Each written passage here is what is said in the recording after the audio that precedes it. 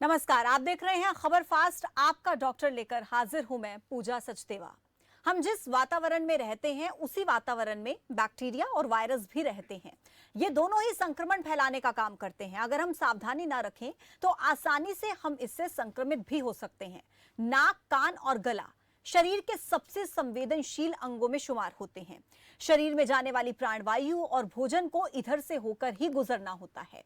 नाक और कान क्योंकि मस्तिष्क के सबसे ज्यादा समीप होते हैं, इसलिए उनके अस्वस्थ होने का प्रभाव पूरे मस्तिष्क पर पड़ सकता है। उपचार में की गई थोड़ी सी लापरवाही जीवन के क्रियाकलापों को असंतुलित कर देती है।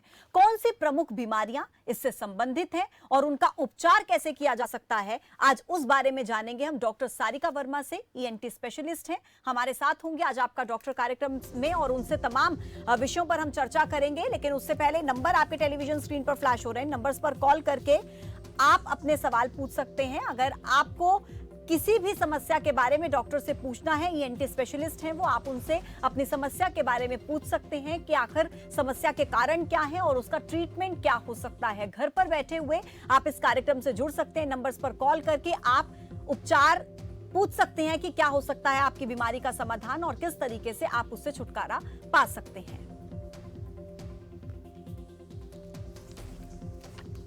तो डॉक्टर सारिका वर्मा इस वक्त हमारे साथ जुड़ गई हैं। डॉक्टर सारिका, बहुत बहुत स्वागत है आपका खबर फास्ट के मंच पर और आपका बहुत बहुत शुक्रिया, आपने अपने बिजी शेड्यूल में से थोड़ा सा समय आज हमारे दर्शकों के लिए निकाला।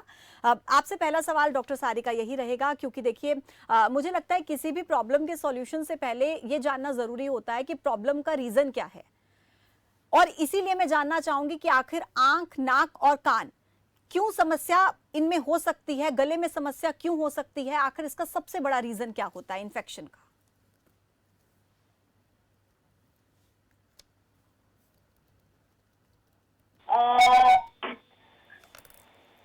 कोविड जैसा दिख रहा है, ये बहुत दिक्कत करता है। और ईएनटी के पास सबसे ज्यादा तो आजकल जैसे हम कह सकते हैं कि कोविड और कॉमन कोल्ड, एलर्जी, ये सारे पेशेंट ज्यादा आते हैं। ये कोविड के टाइम पे ईएनटी के पास सबसे पहले लोग सोर थ्रोट के लिए आ रहे थे, फीवर के लिए आ रहे थे और गले में दर्द के लिए आ रहे थे, जुकाम खांसी के लिए आ रहे थे, लॉस ऑफ स्मेल के लिए आ रहे थे। ये सारे कोविड के लक्षण जो है ईएनटी स्पेशलिस्ट ही सबसे पहले देखते हैं। इसके अलावा कान में कभी इन्फेक्शन हो जाना, कान में कोई वैक्स हो जाना, कान में दर्द होना, उसकी कई वजह होती है। नाक में छींकों की समस्या होती है, वो नाक से रिलेटेड होती है। नाक बंद हो जाना, नाक में रसोली या पॉलिप्स हो जाना, और गले में दर्द, ऑफ कोर्स कॉमन कोल्ड या सोर थ्रोट, फेरेंजाइटिस और टॉन्सिल में इन्फेक्शन। अगर आवाज में बदलाव आ जाए जो कैंसर का लक्षण हो सकता है, ये सभी जो है ईएनटी की बीमारियां हैं। और जो भी आप पूछना चाहें, feel free to ask me. जी बिल्कुल बिल्कुल। पहले दर्शक हमारे साथ जुड़ गए हैं फरीदाबाद से। बहुत स्वागत है सर, आपका नाम बताएं। ओम प्रकाश सेठी। हाँ जी, बताइए सर अपने टीवी का वॉल्यूम थोड़ा कम कर लीजिए प्लीज। टीवी का वॉल्यूम कम कर लूं? जी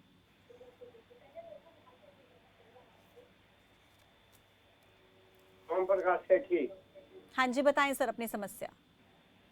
हाँ जी, डॉक्टर सारिका जी नमस्कार। नमस्कार सर, बताइए। टीवी का बटन हमारा खराब हो रहा है, ये वॉल्यूम कम नहीं हो सकता डॉक्टर साहब? मैं अपनी समस्या बता सकता हूँ आपको। मेरे को जो मेरी आंखें हैं डॉक्टर साहब, जब मैं रात को सोता हूँ, अब यहाँ बैठा हूँ, तो मेरी आंखों में सूजन आ जाती है। फिर मैं पानी के छींटे मारता हूँ जाके, फिर ठीक हो जाता हूँ। ऐसे मेरे को हर दो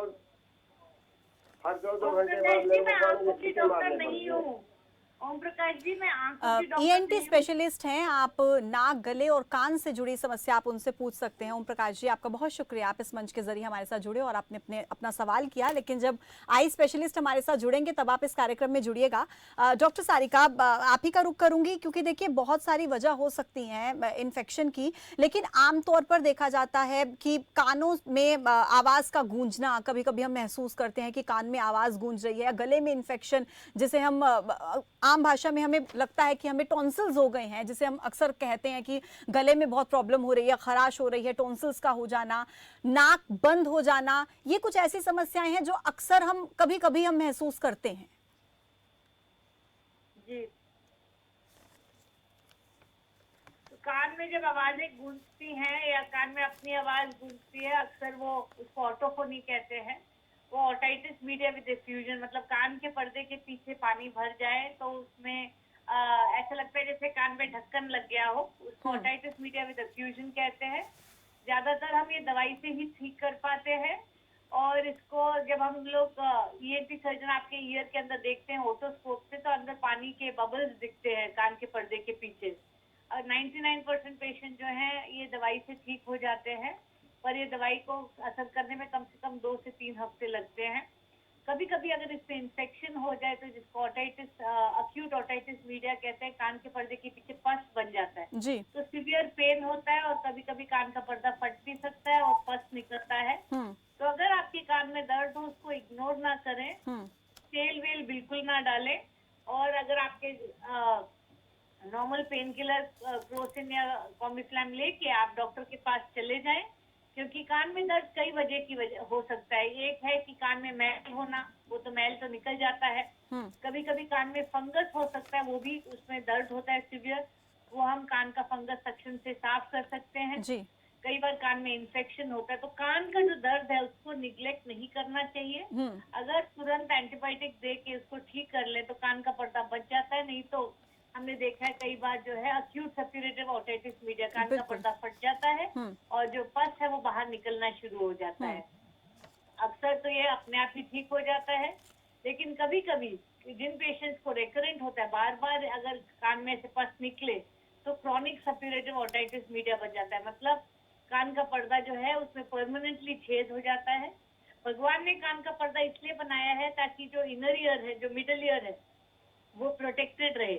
जब बाहर की हवा और पानी अंदर जाते जा रहा है, अगर कान के स्ट्रक्चर्स में बार बार जाता है, तो कान की जो हड्डियां हैं बहुत छोटी होती हैं, कुछ मिलीमीटर की होती हैं, वो ब्रेक हो सकती हैं, जिसकी वजह से आपको सिवियर हियरिंग लॉस हो सकता है। यानी कान के दर्द को बिल्कुल भी नजरअंदाज नहीं करना। अगर किसी तरीके की कोई समस्या कान में लगती है, महसूस होती है, तुरंत डॉक्टर के पास जाएं, उसका ट्रीटमेंट ले लेना चाहिए, नजरअंदाज नहीं करना चाहिए, बड़ी समस्या बन सकती है। ये बहुत महत्वपूर्ण बात आप कह रही हैं डॉक्टर सारिका। नेजल डिस्चार्ज को लेकर भी बात करेंगे। गर्मियों में आमतौर पर देखा जाता है, आम भाषा में जिसे हम बोलते हैं नक्सीर आना, नोज से ब्लीडिंग होना, नेजल डिस्चार्ज, उसकी क्या वजह होती है और कैसे उससे जो है हम निदान पा सकते हैं, कैसे उसको हम ओवरकम कर सकते हैं? एपिस्टैक्सिस या नेजल ब्लीडिंग जो है वो काफी कॉमन सिम्टम है, बड़ों में भी और बच्चों में भी। पर इनकी जो वजह है वो बच्चों में अलग होती है, बड़ों में अलग होती है।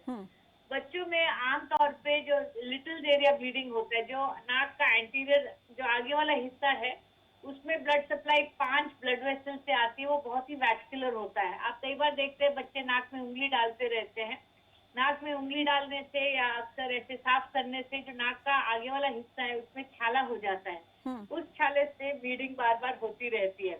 अगर आप इस छाले के जो ऊपर खुरन जमता है उसको बार बार खींचते रहेंगे तो ब्लीडिंग बार बार होती रहेगी। इट्स लाइक दिस, अगर स्किन में आपको चोट लगी है और आप उसमें जो क्रस्ट बनता है, खुरन बनता है, उसको आप रहने दें तो ब्लीडिंग बंद हो जाएगी, लेकिन आप रोज ही उस खुरन को खींचेंगे तो खून बार बार निकलेगा। उसी तरह अगर नाक में चोट लगती है या नाक में उंगली डाल के छाला बन जाता है, उसके खुरन को खींचे ना, बार बार खींचने से ब्लीडिंग बहुत ज्यादा हो जाती है और फ्रीक्वेंट कई बार महीनों तक चलती है। तो इसलिए हम ज्यादातर, आप डॉक्टर के पास जाएंगे तो वो आपको एक ऑइंटमेंट देंगे या सिर्फ वैसलीन भी आप लेके उंगली में भर के ऐसे लगा लीजिए नाक के दोनों हिस्से में और ऐसे मल लीजिए, ताकि नोज में एक प्रोटेक्टिव लेयर जम जाती है और फ्रीक्वेंट ब्लीडिंग नहीं होती। दूसरा, जो ब्लीडिंग बच्चों, अगर मान लीजिए किसी को छोटा मोटा ब्लीड हो तो फर्स्ट एड उसका ट्रॉटर्स मेथड होता है। आज कई बार मैंने देखा है कि ब्लीडिंग हो तो कोई पानी के नीचे सर रख रहे होते हैं, ऊपर देखो नीचे देखो, तो इसका फर्स्ट एड बहुत स्टैंडर्डाइज और सिंपल है। अगर कभी भी नाक से खून निकले, अंगूठे और उंगली से ऐसे कस के आप नाक को बंद करके रखेंगे, आगे की तरफ झुकेंगे और मुंह खोल के सांस लेंगे। कोई मग या कुछ रख लीजिए, 2 कटोरा, जिसमें नाक मुंह से खून निकले भी तो उसको थूकते रहिए, नाक बंद करके के मुंह खोल के सांस लेंगे, 7 मिनट घड़ी अनुसार आप इसको बंद करके रखेंगे तो कोई भी माइनर ब्लीडिंग है जो वो बंद हो जाएगी। बच्चों को भी हम स्कूल में सिखाते हैं कि नोज ब्लीडिंग के लिए this is the first stage, bend forward, press like this, मुंह खोल के सांस लें। तो ये एक चीज अगर आप सब आपके दर्शक अगर आज सीख रहे हैं तो बहुत अच्छा होगा कि फर्स्ट एड जो है ब्लीडिंग कैसे करना होता है। आप जब पेशेंट को लेटाते हैं या ऐसे करते हैं, खून जो है नाक से पेट में चले जाता है, गैस्ट्राइटिस कॉज करता है और थोड़ी देर बाद उनको बहुत जोर से उल्टी आती है, जी खून वाली उल्टी। तो इसलिए आपने कभी भी खून पेट में नहीं ले जाना है, आगे की तरफ झुकना है। बड़ों में अगर ब्लड प्रेशर के जो मरीज होते हैं उनमें जब ब्लीडिंग होती है उसको पोस्टीरियर ब्लीड बोलते हैं, वो काफी सीवियर होता है। तो अगर जो माइनर ब्लीड अपने आप से घर पे नहीं रुकता तो आप अस्पताल पहुंचे जी और फिर हम नोज में पैकिंग करेंगे ताकि आपका जो ब्लीडिंग रुक जाए, ब्लड प्रेशर कम करेंगे और जरूरत पड़े तो ऑपरेशन थिएटर में जाके नस को जलाना पड़ता है, वो तो लास्ट रिजॉर्ट होता है। जी हमारी कोशिश होती है कि दवाई से और मेडिसिन से ही या नोज पैकिंग से ही ब्लीडिंग बंद हो जाए। बहुत बारीकी के साथ आपने डॉक्टर सारिका पूरी डिटेल्स को बताया। मुझे लगता है दर्शकों के लिए बहुत ज़्यादा फायदेमंद होगा आज का ये पूरा का पूरा एपिसोड, ताकि वो देख पाएं और समझ पाएं। ओम प्रकाश एक बार फिर से हमारे साथ जुड़ गए हैं। ओम प्रकाश जी, मेरी आवाज़ आपको मिल रही है?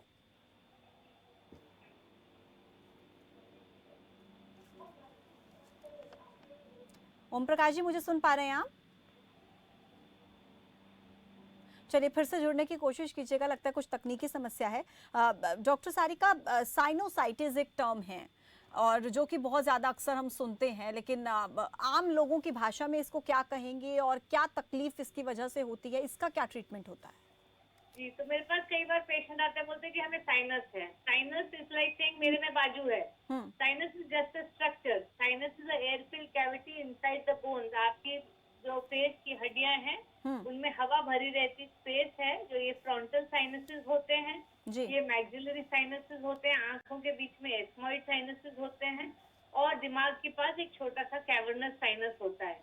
साइनसाइटिस तब होता है जब इनकी जो लेयर है उसमें सोजिश आ जाए, इन्फेक्शन हो जाए, उनकी जो माउथ साइनस का रुक जाए और उसके पास भर जाए तो साइनसाइटिस कहलाता है। साइनसाइटिस मतलब साइनस में इन्फेक्शन होना। इसके लक्षण है सीवियर सर में दर्द, नाक बंद, नाक से पीले रंग का पस निकलना, फेशियल पेन, ये सब जो है साइनसाइटिस के लक्षण है। अक्सर मैंने देखा है लोग एलर्जी को साइनस से मिसअंडरस्टैंड करते हैं।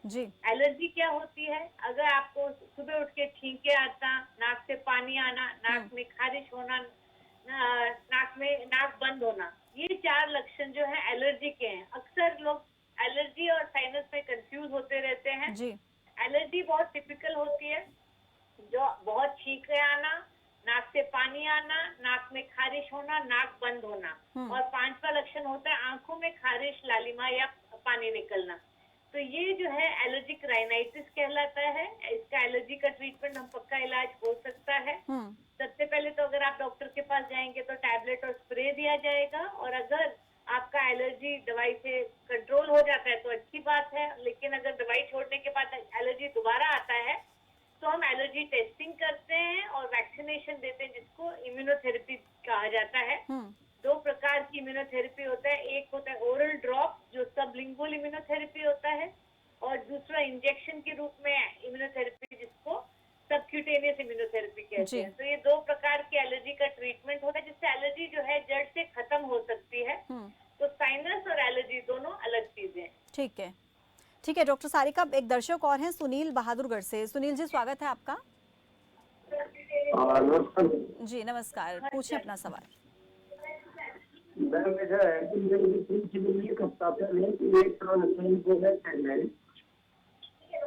आपकी आवाज क्लियर नहीं मिल रही है सुनील जी। हेलो। हाँ जी।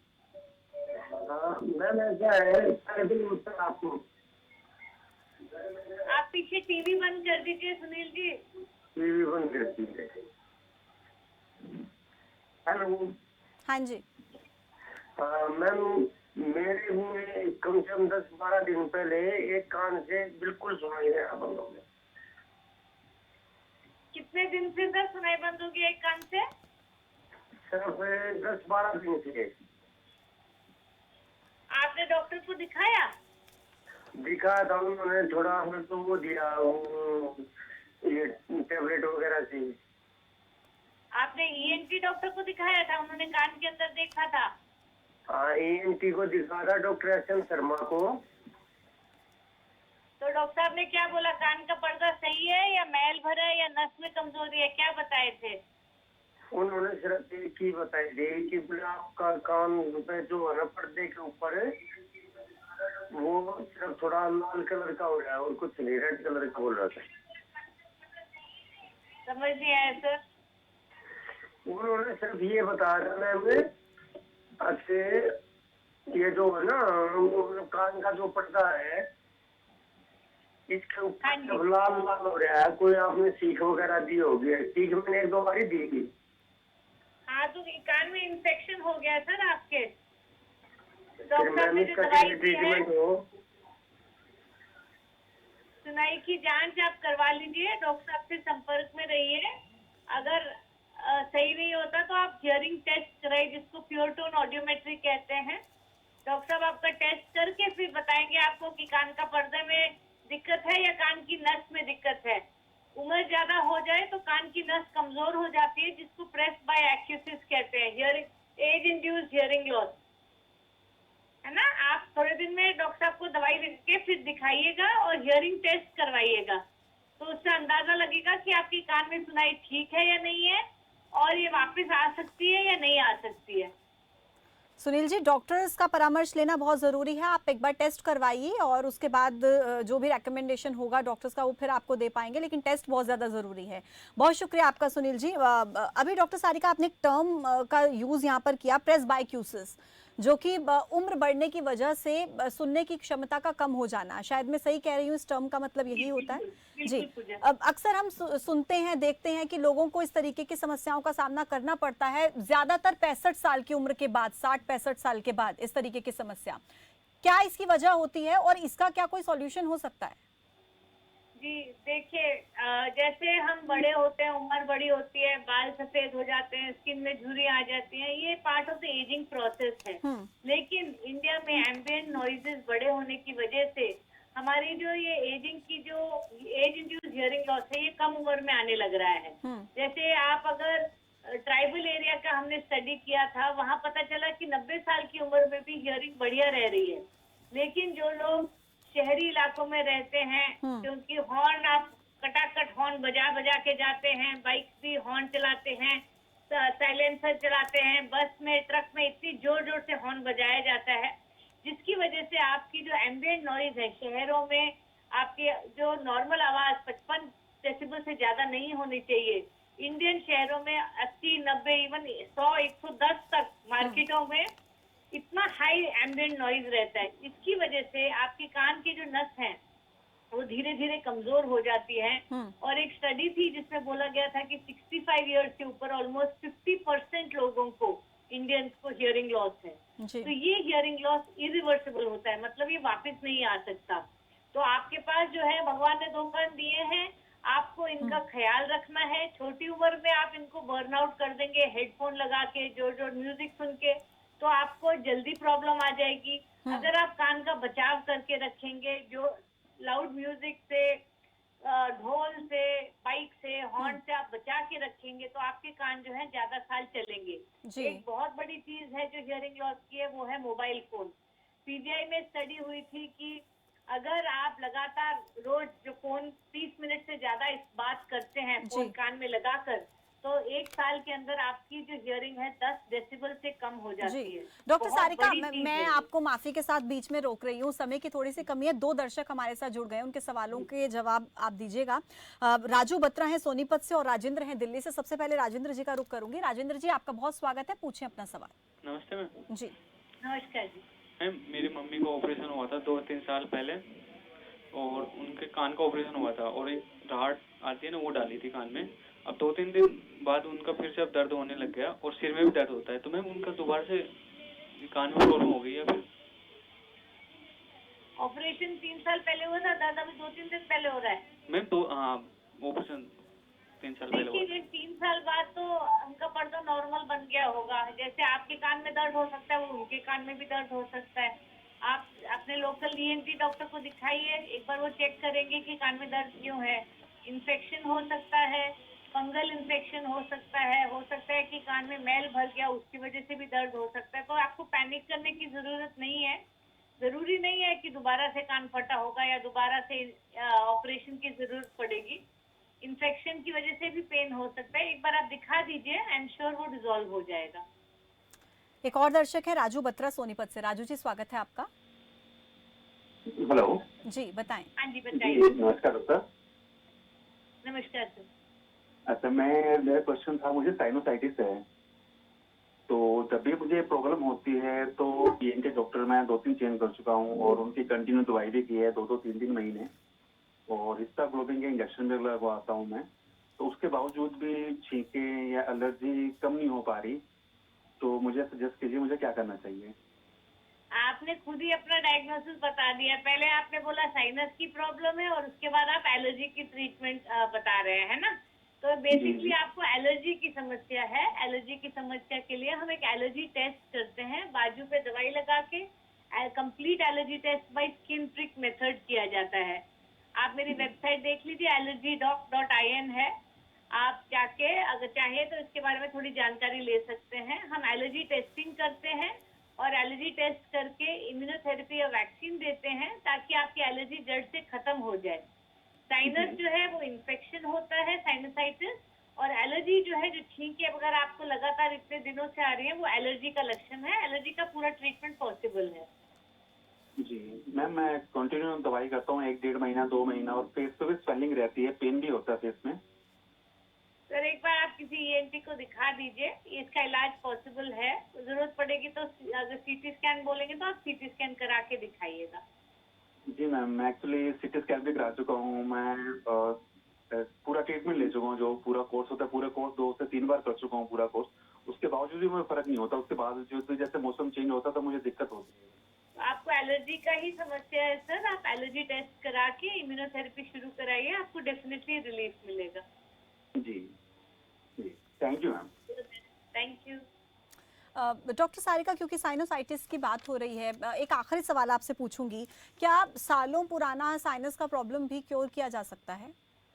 हाँ बिल्कुल किया जा सकता है। ऐसी कोई बात ही नहीं होती है कि पुराना है या नया है। इनफैक्ट जो क्रॉनिक साइनसाइटिस है उसका ट्रीटमेंट प्रोटोकॉल फर्क होता है। कई बार हमें सर्जरी करने की भी जरूरत पड़ती है। जी। But we have to understand surgery हम किस लिए करते हैं। साइनस का ऑपरेशन जो है, अगर नाक में पॉलिप्स है, इसलिए हम सीटी स्कैन करके देखते हैं। पहले एंडोस्कोप करके देखते हैं और उसके बाद सीटी स्कैन देखते हैं कि साइनसिस के अंदर जो ओपनिंग्स हैं उनकी किस तरह खुली हुई है या बंद है। मान लीजिए साइनस की जो ओपनिंग है उसमें कोई पॉलिप है या ग्रोथ है या रसोली बैठी हुई है, तो फिर आप जितना मर्जी दवाई कर लेंगे वो ठीक नहीं हो सकता। जी। कई बार हम दवाई नाक में स्प्रे देते हैं ताकि नाक खुल जाए, लेकिन वो टेम्पररी रिलीफ करता है। तो अगर हम लोग सीटी स्कैन में देखते हैं कि साइनस में पॉलिप्स भरे हुए हैं, तो हम ऑपरेशन करते हैं। दूरबीन से ऑपरेशन किया जाता है नाक के अंदर, बाहर से कोई कट स्टिच नहीं आता। एंडोस्कोपिकली ऑपरेशन करते हैं, जो साइनसिस की सभी ओपनिंग्स को खोल देते हैं और जगह बना देते हैं ताकि जो भी हम दवाई डालते हैं वो साइनस में जा सके, असर कर सके, और साइनस में जो पस है वो भरे ना। पर क्रॉनिक साइनसाइटिस के बहुत सारी वजह होती है और इसका ट्रीटमेंट भी थोड़ा लंबा चलता है। डॉक्टर सारिका, आपका बहुत बहुत शुक्रिया हमारे साथ आज इस मंच पर जुड़ने के लिए और तमाम सवालों के जवाब देने के लिए। तो देखिए, आजकल के बिजी शेड्यूल में हमारे पास वक्त की थोड़ी सी कमी रहती है, हम अपना बहुत ज़्यादा ध्यान नहीं रख पाते हैं, लेकिन इसीलिए खबर फास्ट की कोशिश है कि हम हर रोज़ दोपहर को 2 बजे आपके लिए आपका डॉक्टर कार्यक्रम के जरिए आपकी प्रॉब्लम का सॉल्यूशन आप तक घर बैठे पहुंचा सके। तो कल फिर से हाजिर होंगे एक नए टॉपिक के साथ, नए डॉक्टर के साथ। मुझे दीजिए इजाज़त और आप बने रहिए खबर फास्ट के साथ। नमस्कार।